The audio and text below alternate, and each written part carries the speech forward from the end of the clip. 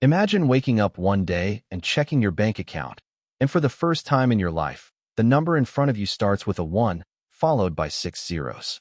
No debt hanging over your head. No panic about rent. Just quiet, solid security. For almost 2 million Australians, that is not a fantasy. It is their actual bank balance right now. And the strange part is, most of them did not win the lottery, and most of them did not inherit a fortune. So how long does it actually take an ordinary Australian to become a millionaire? By the end of this video, you will know exactly what the real numbers say, and you will understand why some people get there in their 30s while others never get there at all, even on a great salary. This matters more than most people realize, because becoming a millionaire in Australia today is not the same as it was for your parents or grandparents. Property prices have exploded. Superannuation rules have changed. Interest rates have swung wildly. And yet, somehow, the number of Australian millionaires keeps climbing every single year.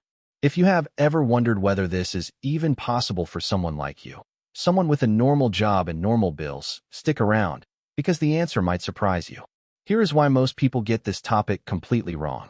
They picture a millionaire as someone in a suit, running a business, driving something flashy. But that image is outdated. Most Australian millionaires today are not flashy at all. They are teachers. They are electricians. They are nurses who bought a house in the right suburb 20 years ago and quietly kept contributing to their super every single payday. The wealth is often invisible because it is sitting in home equity and retirement accounts, not in a sports car in the driveway. Let's talk numbers for a second, because this is where it gets interesting. According to the latest UBS Global Wealth Report, close to 1 in every 10 adults in Australia now qualifies as a millionaire in US dollar terms. That works out to roughly 2 million people. To put that in perspective, that is a bigger population than the city of Perth. And that number is not shrinking.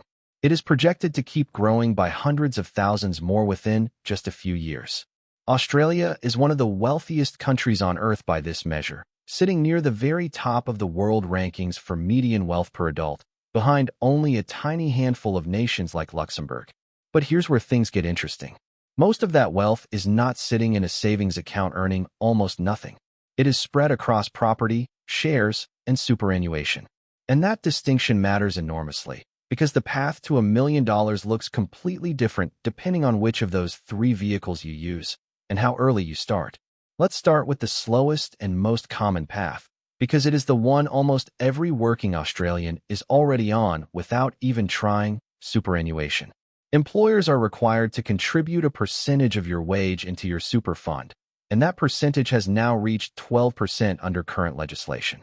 On its own, that sounds small, but money inside super is invested, usually in a mix of shares and other assets, and it compounds year after year, mostly untouched, for decades. The problem is that most Australians are still falling short. Recent data shows the median super balance for people aged 60 to 64 sits at only around $200,000, while the average balance, which gets pulled upward by high earners, is closer to $350,000. That is a long way from $1 million. So if you are relying purely on the compulsory employer contribution and nothing else, you are probably not getting there through super alone. This is where most people go wrong. They assume the system will just take care of them. They assume that 12% from their employer is enough. It usually is not enough to reach millionaire status by retirement, let alone earlier in life. The people who do reach $1 million in super tend to do one thing differently. They make additional voluntary contributions early, while compounding has the maximum number of years to work its magic. Now let's imagine a different path, one that moves much faster, investing outside of super.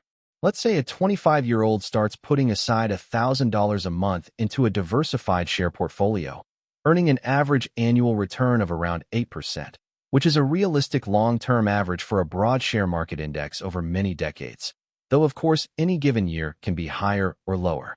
If they simply keep going, without ever increasing that contribution, the math works out to somewhere around 25 years before that portfolio crosses the $1 million mark. That means someone who starts at 25 could realistically be looking at a 7-figure portfolio by their early 50s, purely from consistent investing, without touching property at all. Here's the part that changes everything though. Time is doing almost all of the work in that example, not the amount of money. If that same person waited until they were 35 to start, All else being equal, they would not just lose 10 years, they would lose a huge chunk of the total growth, because the biggest gains in compounding happen in the final years, when the balance is largest and growing on itself. This is the single biggest mistake people make with money. They wait for the perfect moment, the higher salary, the bonus, the market dip, instead of just starting with whatever amount they can manage today. Let's pause on that for a moment, because there is a hidden fact most people never realize about compounding. In the first 10 years of that investing journey, the growth looks almost boring. The balance creeps up slowly, and it can feel like nothing is happening. Most people quit right there, in years 5 through 10, because the excitement of a new goal has worn off and the results still look small. But that early period is not wasted time. It is the foundation. The real acceleration happens in the final third of the journey, when the existing balance is large enough that the investment returns themselves start contributing more each year than the person's own monthly deposits. This is exactly why financial experts talk about compounding like it is magic, because for most of the journey it feels like nothing, and then suddenly, in the last several years, it feels like everything. Now let's imagine two different Australians to make this real. Picture Sarah, 26 years old, working in marketing, who decides to automate an investment contribution every payday without thinking about it too much. And picture James, 26 years old as well, working in a similar role, who plans to start investing once he gets a pay rise, or once he pays off his car, or once things feel a little more settled. 5 years pass. Sarah has a portfolio that has weathered a couple of rough months, but is steadily growing.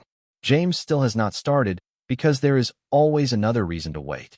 By the time James finally begins investing at 31, he is not just 5 years behind Sarah, he needs to contribute significantly more each month for the rest of his working life, just to catch up to where she will end up, because he missed out on those crucial early years of compounding.